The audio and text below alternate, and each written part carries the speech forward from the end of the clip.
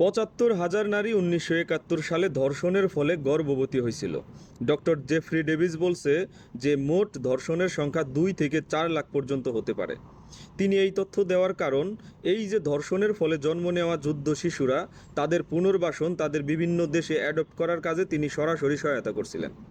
Manora clerk মৌ ৭১-এর যুদ্ধ শিশু, ৭২-এর দত্তক শিশু হয়ে চলে যান কানাডা। স্বাধীনতা ৪৩ বছর পর জন্মভূমির টানে এসেছেন বাংলাদেশ ঘুরতে। এই যে ৭৫,০০০ ধর্ষিত যারা গর্ভবতী হইল, এদের ভেতরে বেশিরভাগকে গর্ভপাত করাইতে বাধ্য করা হয়েছিল। কিছু আসিল যারা সন্তান জন্ম দিতে গিয়ে মারা গেছে, কিছু আসিল সামাজিক লোকলজ্জার ভয়ে আত্মহত্যা করছিল।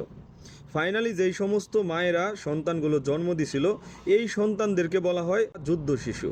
এই যুদ্ধ শিশুদের বিশ্বের বিভিন্ন বড় বড় মানবাধিকার সংস্থার মাধ্যমে বিশ্বের বিভিন্ন রাষ্ট্রে অ্যাডপ্ট করা হয় কিংবা পালতে পাঠানো হয়। ১৯৭১ সালে মুক্তিযুদ্ধের সময় পাকিস্তানি বাহিনী আর দোসর রাজাকারদের নির্মম বর্বরতার শিকার হন ২ লাখেরও বেশি নারী। পরবর্তীতে সেই সব বীরাঙ্গনা মুক্তিযোদ্ধার গর্ভে জন্ম নেয়া শিশুরাই পরিচিতি পায় যুদ্ধ শিশু নামে। স্বাধীনতার পরপরই ১৯৭২ সালে আন্তর্জাতিক সহায়তায় এদের অনেকেই দত্তক শিশু হয়ে পাড়ি জমান ভিন দেশে। ডাক্তার ফেরি ও হলকা ফেরি দম্পতির মাধ্যমে কানাডার ক্লার্ক দম্পতির ঘরে গিয়ে হয়ে ওঠেন Manowara Clark. Feel loved and love, and that's what I want to take back to Canada with me. That's exactly what I want. কিছুদিন আগে একজন নারীর সাক্ষাৎকার দেখছিলাম, তিনি বাংলাদেশের যুদ্ধ শিশু। তিনি অনেক কান্না করছিলেন, তার ভিডিওতে দেখলাম। তো কথা হচ্ছে যে ভাই, তোর বাপ ধর্ষক, তোর বাপের অনেক আগেই ফাঁসিতে ঝুইলা মইরা যাওয়া উচিত ছিল, কিন্তু তোর বাপ তখন মরে নাই। আমাদের বিগত যারা শাসকরা ছিল তারা তাদেরকে ক্ষমা কইরা দিছিল এবং তোর বাপ তোরে জন্ম দিছিল। আর তুই আইসা বিভিন্ন জায়গায় বাগড়ম্বর করিস যে আমার বাপ ধর্ষক ছিল, তোর মারে ধর্ষণ করছে কিনা, তোর বোনরে ধর্ষণ করছে কিনা।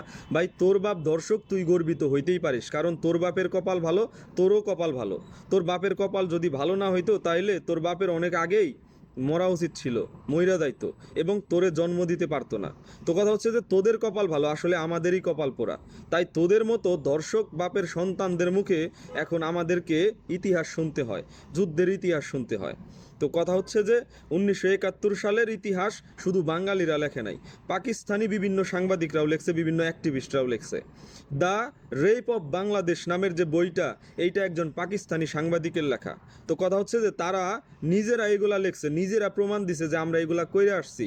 আমাদের দেশের সেনাবাহিনী, আমাদের দেশের যারা দোসর ছিল, যারা আল বদর আল শামস ছিল, তারা সবাই মিলে বাংলাদেশে যে জেনোসাইড করছে, যে ধরনের গণহত্যা গণধর্ষণ করছে, এগুলো মানে তারা নিজেরা পরবর্তীতে এগুলা লেখছে যে আসলে এগুলা করা ঠিক হয় নাই।